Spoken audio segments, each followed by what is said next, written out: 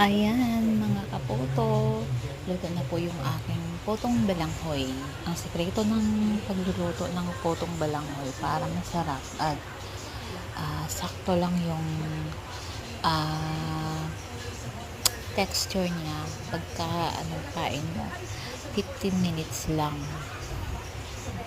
Yan, depende na sa inyo kung lalagyan nyo ng palaman sa loob. Lagyan nyo ng makapuno, ube, or bukhayo. Yan, masarap yan. Pero ang gusto ko bukhayo.